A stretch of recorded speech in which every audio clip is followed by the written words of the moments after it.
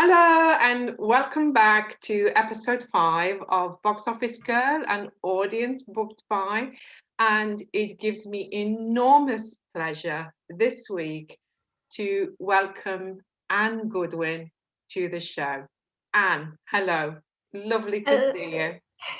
See, I'm so keen to talk. I'm interrupting you. Hello, Tracy. It's wonderful to be here. Thank you for inviting me. You are very welcome because your book, Matilda Windsor is Coming Home, is one of those books I think I will cherish for a very long time, and I mean that genuinely. You can see I've made some notes. So it really did have an effect on me. I think it's the kind of book that will speak to many people, especially in these times that we're living in. So thank you so much for this copy and for agreeing to come on to the show. Thank you. That's lovely. It's a lovely thing for an author to hear such a wonderful, enthusiastic endorsement, because you sort of scribble away on your own and you don't quite know if it's going to work out for other people. So it's wonderful that it does. Yeah, that's it. I mean, you start with the character, and we can talk about the main characters in the book. I mean, obviously the main character is Matty herself, but there are two other main characters as well, which is Henry, her brother, and Janice, who's the social worker. But just a quick question before we move on to that. How did you come up with the idea of Matty? Does she encapsulate many people? Has she been with you for a while? Where did she come from? She's probably because I worked in a long-stay psychiatric hospital back in the 80s and 90s, and that was my first job as a clinical psychologist. So she's partly based on people that I met there. But I particularly wanted to, I mean, when I thought I was going to write about a character with a serious mental health issue, I wanted her to be good company for the readers, but I also wanted her to be authentic in the kind of severity of her symptoms. And I think when you meet her, there's not much doubt that she's different, and that we can give her a psychiatric diagnosis to explain that. Yeah. But I didn't want her to be too miserable, depressing. So I gave her this alternative worldview, which she's created for herself unconsciously, which enables her to tolerate the situation and she inhabits it, I mean, uniquely, beautifully, gracefully, I would even say. I mean, it's actually a world I think sometimes the reader wishes that they might inhabit, because she sees it in such a almost a pure form, doesn't she? She adheres to the rules as much as she possibly can, and the rules as she views them, because she's very much living in a different time, isn't she? That's reflective of the time that she's actually been incarcerated, really. Yeah, and I think what you're saying is that I mean, maybe sometimes when we kind of think about mental illness from the outside, it kind of, we expect it to be kind of random, but she's got a very coherent worldview. It's just at a tangent to that of everybody around her. It is. It's certainly on a different wavelength, but it doesn't make it any less real for her. And I think one of there is humour in the book. There's a lot of humour. I mean, I have said to you in the past that it reminds me of Elizabeth is Missing, Maud, the character from that book, although I know that wasn't the influence for this book. Well, I mean, Maud has got a kind of different mental health issues in that she suffers from dementia.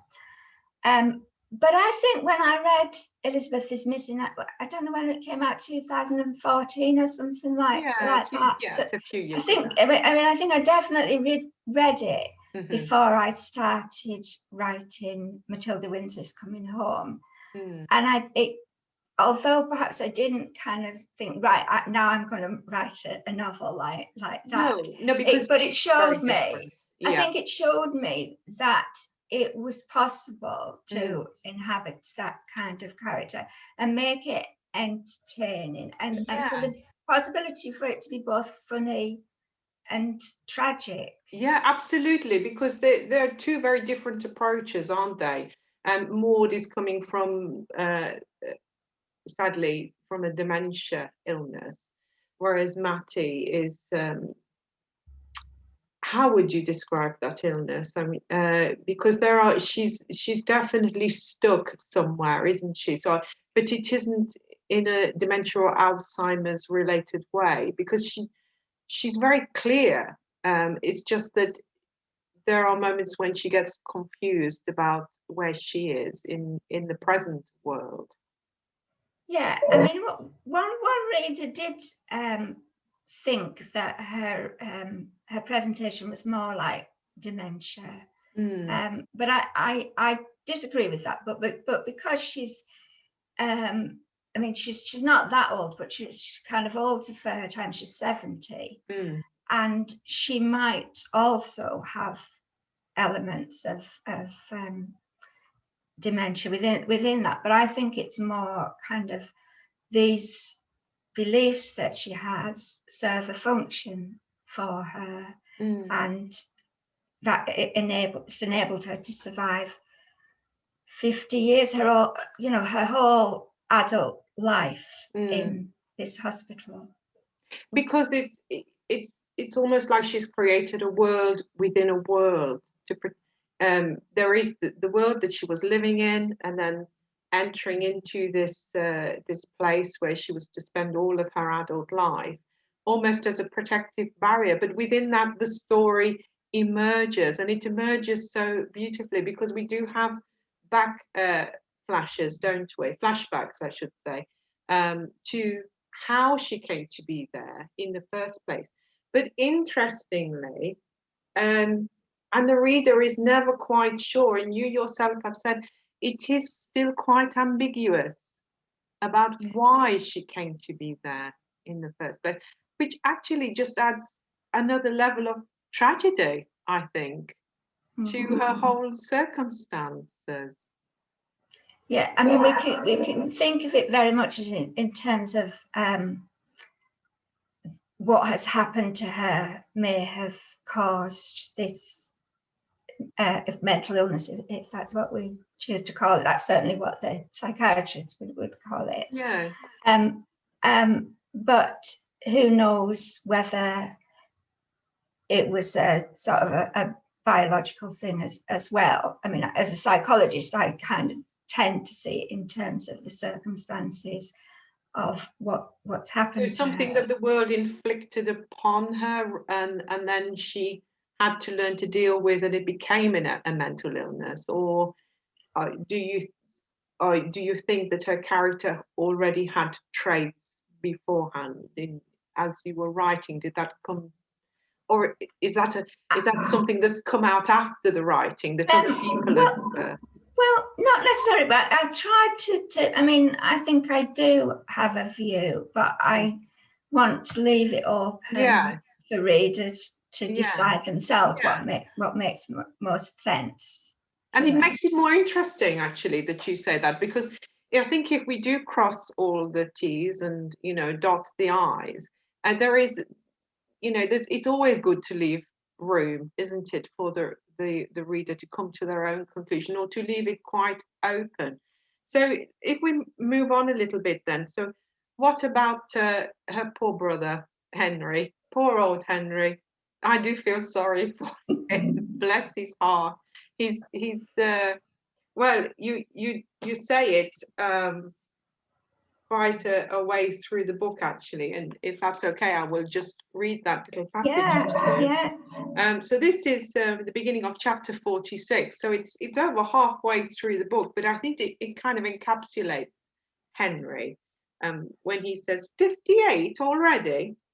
His father had a business and 2 sprogs, well in advance of his 6th decade, while Henry was stranded on the starting blocks of life.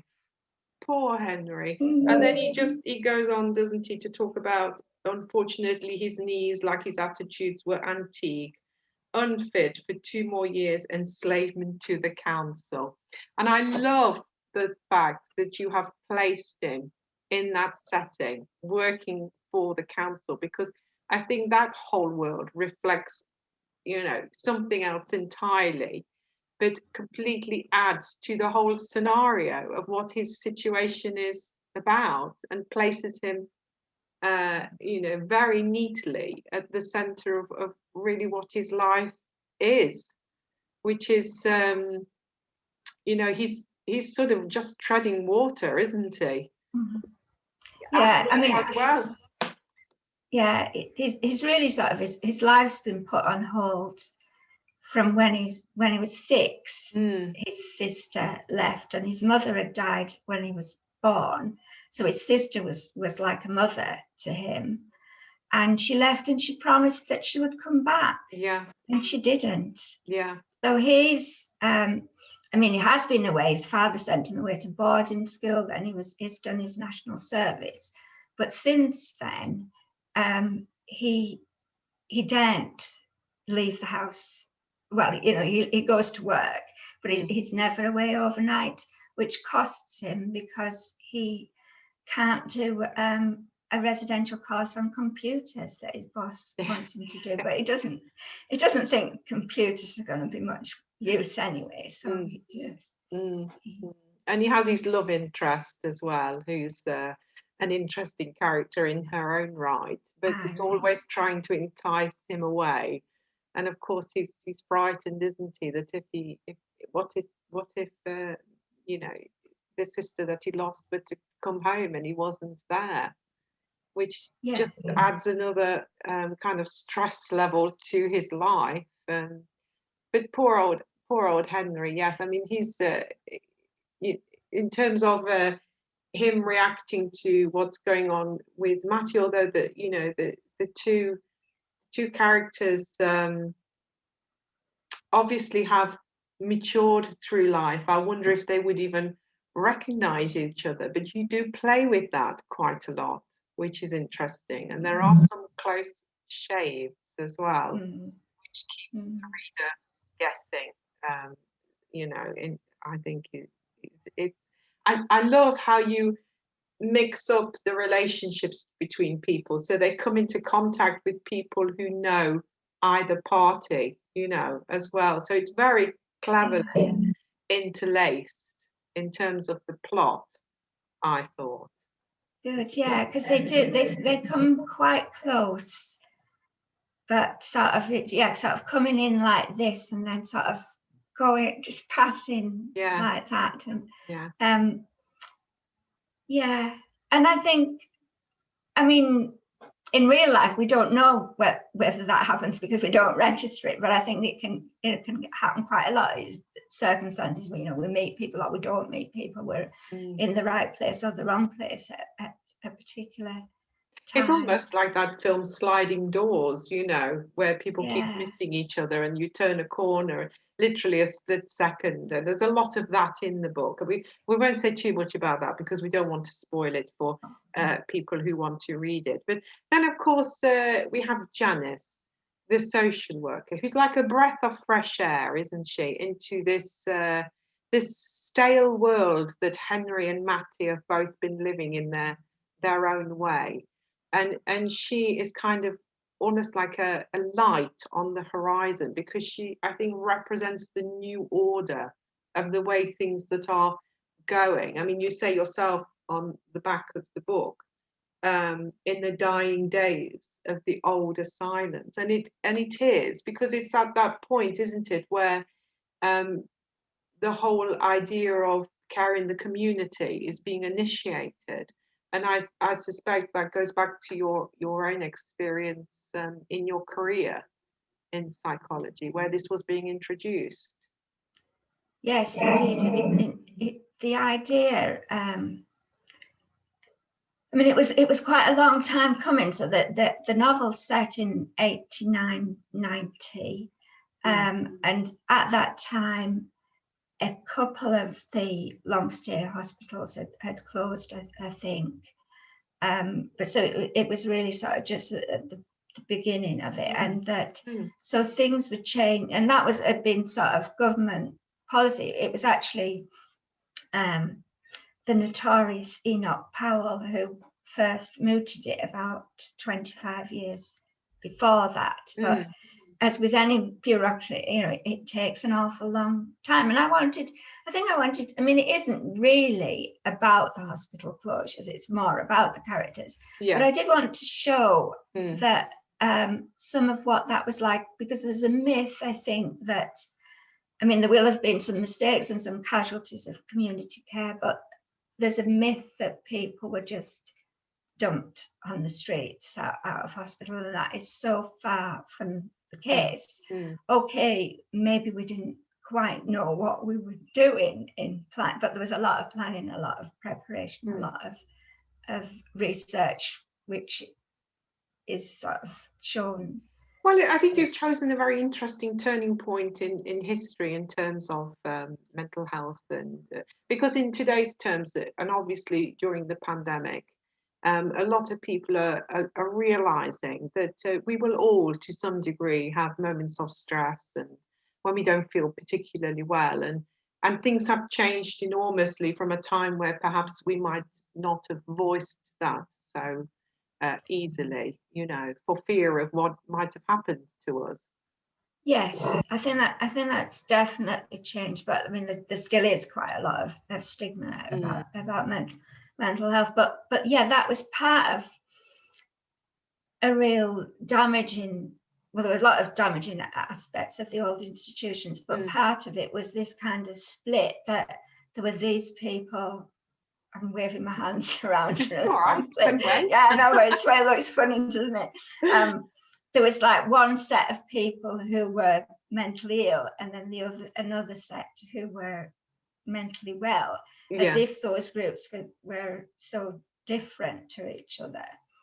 And that, so I kind of one of the things that I was trying to do in Matilda Windsor's Coming Home is to show kind of the sanity within someone who was also quite disturbed in Matty, but also the kind of the disorder in people outside, so that Janice has her own problems, she has her own blind spots, she's deluded in some respects, not as much perhaps as Matty would be.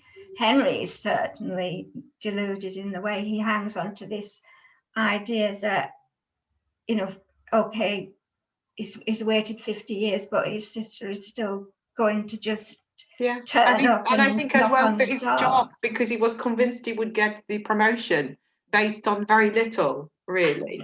You know, he was quite surprised, wasn't he, when things didn't go his way, and you know, which was, I thought, that was very well observed. It's kind of a typical of many people, myself included. You know, we delude ourselves into thinking one thing, and then realize quite starkly that it's something else entirely.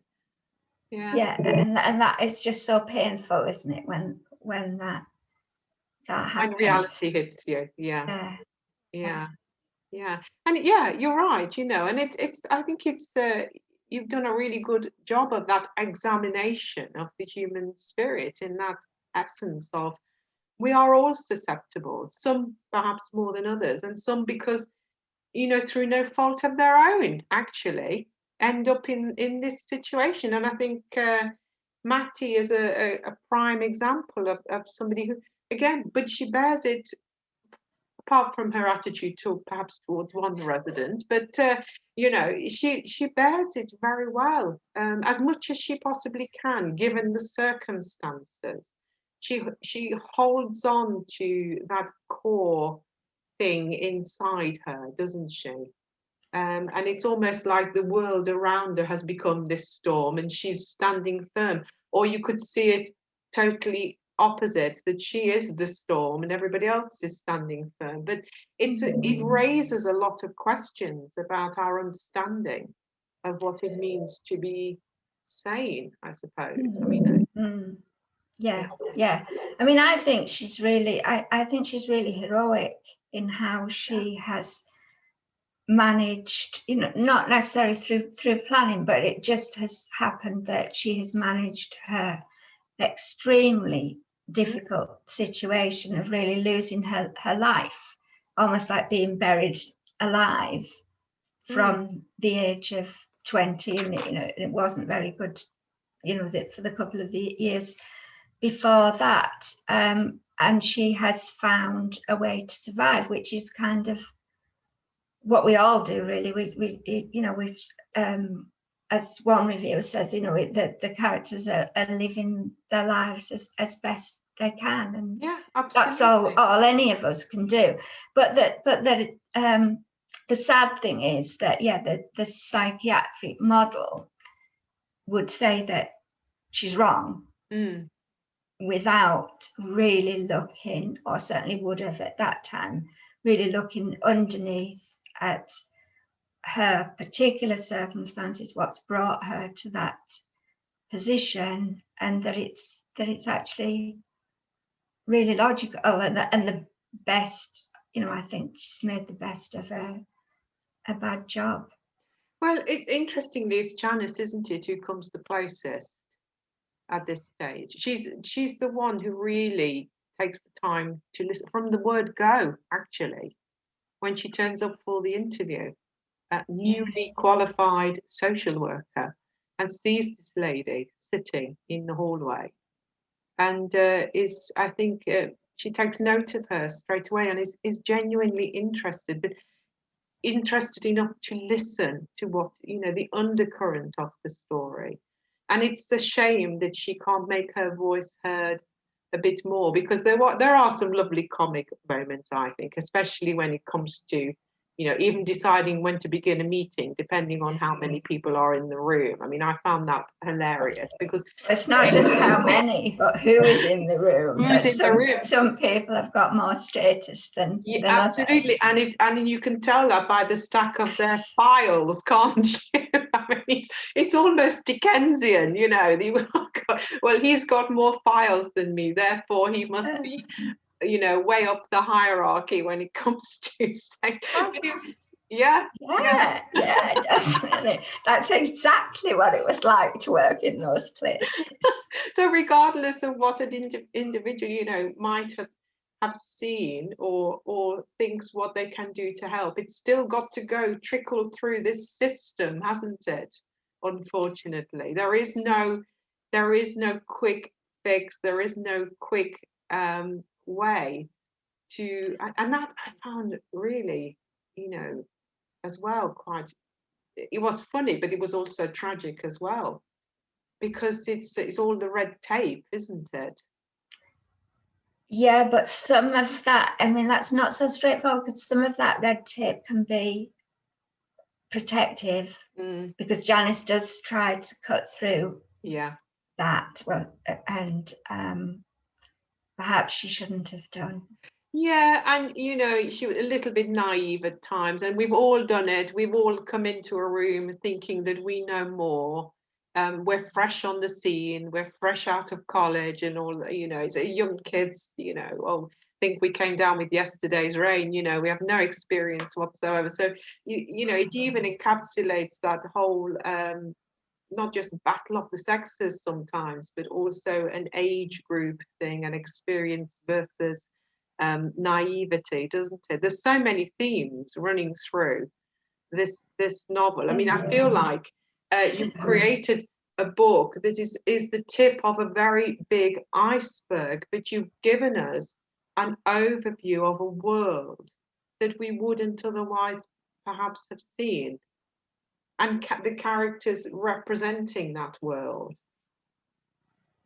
Yeah, I mean, what I hope what you're saying there is something about sort of it's kind of, it's an example of a specific world which is perhaps very different to a lot of people's experience. It's a strange world that you're invited into to learn about. But there's so much in that world that applies outside it, and you know, and that was a particular time, but it, you know, there are echoes of the time that we're in now and the past and that. So it's kind of like the specific and general, which is.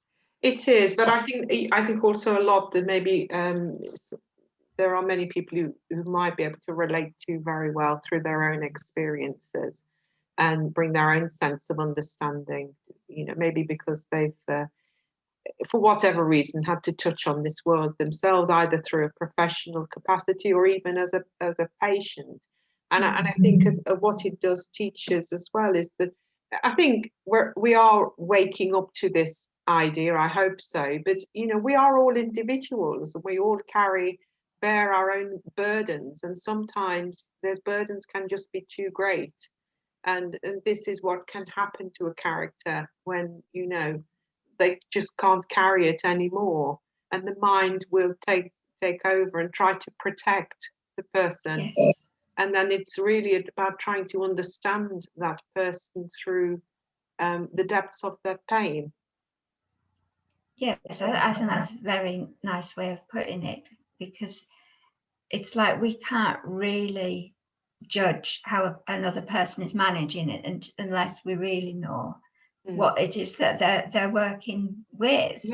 And that also, you know, and what's happened in the past that influences how they are today, and I think particularly very early childhood, infancy, which can affect even how the mind is wired, and in circumstances of childhood affect expectations, what we're able to do, etc., etc. So yeah, we're all different, but there's always these points of connection.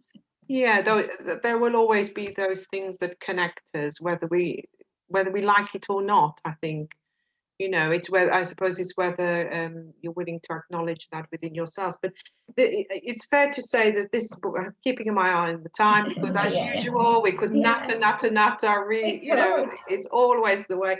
But it's a wonderful book. I highly recommend it, and I wonder if you can just leave us with an essence of Matty, which is from the very beginning of the book. Would you mind, Dan? Would that be okay?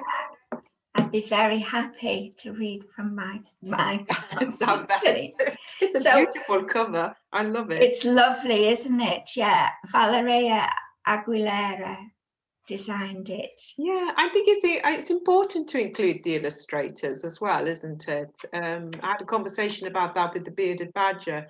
Also translators as well, because all of these people, you know, and the publishers, I know it's Inspired Quill, independent publishing company in Derbyshire, so kudos to them. And maybe even we'll have a chat with them at some point in the future. But for now, let's leave our audience with a taste of Matty. Yeah. So this is the very first paragraph of this book. When you find me, you will want to hear my story, or the part of my story that tells of you. Until then, I turn it around in my mind to prevent it fading. When we meet, it will sing. Oh, and I think, you know, actually, if people are not tempted to come and buy that book and want to carry on reading, then I don't know what to say. I honestly don't. But I recommend it. You wouldn't be sorry if you read it. I think your life would be a lot richer for it. What next for Matty? Yeah, well, Matty, since she was 70 in 1990, I thought she would be dead, particularly by now, by the contemporary time, particularly given, you know, all the drugs she's had, etc., etc. But when I was editing this during the first lockdown, and finished that, and then there was a bit of relief for a couple of days, and then I really missed her, and I started to think about what she would be doing today or then in a care home. Yeah. So you might well meet her again. Well, I will look forward to that. The thoughts of meeting Matty when she's possibly 100 even, which is highly possible in today's terms, isn't it? But we leave her behind for now, but I suspect maybe not for too long. And I just want to end by saying thank you again for joining the show today, Anne. It's been an absolute privilege to chat with you. I've been a fan since I first came across you in the writer's studio a few months ago. So it's lovely to spend some time with you. So thank you for that. And thank you. It's been a real pleasure and an honour to be discussing my book with such an enthusiastic and excellent interviewer. Oh, you're very kind. Inspired. I'll take that. Thank you. And I've, as usual, just got time to say to the folks out there, the details will be below. I'll make sure that there's links to Anne's book for those of you who would like to buy it. I urge you to buy it. And please join me next time. No ticket required. I know it says Boxofficegirl, but you don't need a ticket to join this show. And next time I will be talking with Shreya Sen Handley, who is I could list her credits from here to Kingdom Come, but she writes for The Guardian. She's been the first Asian lady to pen an opera. She's a columnist writer. She's a short story writer. I think she's soon to have a travel book published, but I'll mainly be talking to her about her Memoirs of My Body, which I read a few months ago. And again, it's another interview you really don't want to miss. Why would you? So thanks again, Anne, and we'll see you again very soon. Thank you. Thank you. Bye-bye. Bye-bye. Bye.